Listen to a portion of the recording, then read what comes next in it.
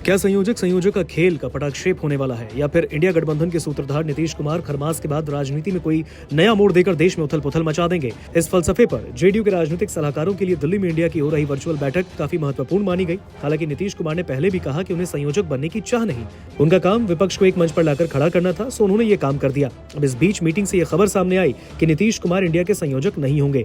उनका कहना है कि संयोजक का पद कांग्रेस में से ही होना चाहिए। अब सवाल ये उठता है कि अगर नीतीश कुमार इंडिया के संयोजक नहीं बनना चाहते हैं तो फिर जेडीयू क्या राजनीति में एक अलग धार पकड़ सकती है? इस इनसाइड स्टोरी में समझिए। दरअसल जिस उत्साह के साथ मुख्यमंत्री नीतीश कुमार ने बीजेपी के विरुद्ध एक मुहिम तैयार की, वो इंडिया गठबंधन की पहली बैठक से ही तार तार होती दिखी। ये दीगर की जेडीयू के रणनीतिकारों ने एक बड़े गोल को ध्यान में रखकर 4 बैठकों तक सम्मानजनक भूमिका का इंतजार किया, मगर इंडिया गठबंधन की तमाम बैठकों में जेडीयू नेतृत्व को निराशा मिली। जहां तक नीतीश कुमार की राजनीति का सवाल है तो वो लोकतंत्र में साख की राजनीति करते हैं, संख्या की नहीं।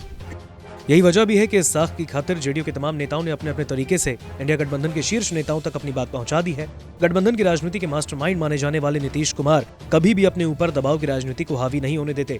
भारतीय जनता पार्टी के साथ रहकर भी वो किसी दबाव से मुक्त रहकर तब भी मुख्यमंत्री बने जहाँ बीजेपी बड़े भाई की भूमिका में आ गई।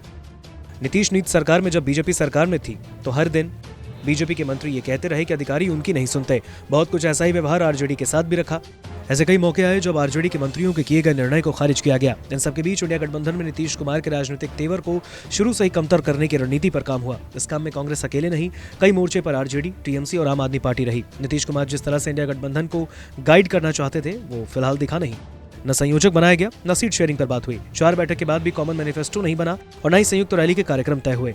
राजनीतिक गलियारों में जेडीयू के शीर्ष नेताओं के बयानों को सिर्फ विरोध करने के लिए विरोध नहीं मानते।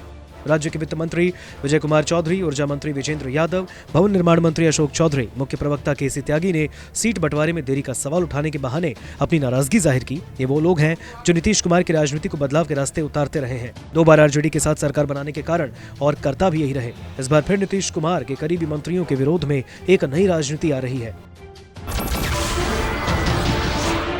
नमस्कार, मैं हूं मानक गुप्ता। अगर आपको हमारा ये वीडियो पसंद आया हो तो इसे लाइक और शेयर जरूर करें, और हाँ, हमें सब्सक्राइब और फॉलो करना ना भूलें ताकि आप देश और दुनिया की कोई खबर मिस ना करें। तो जुड़े रहिए हमारे साथ और देखते रहिए न्यूज़ 24।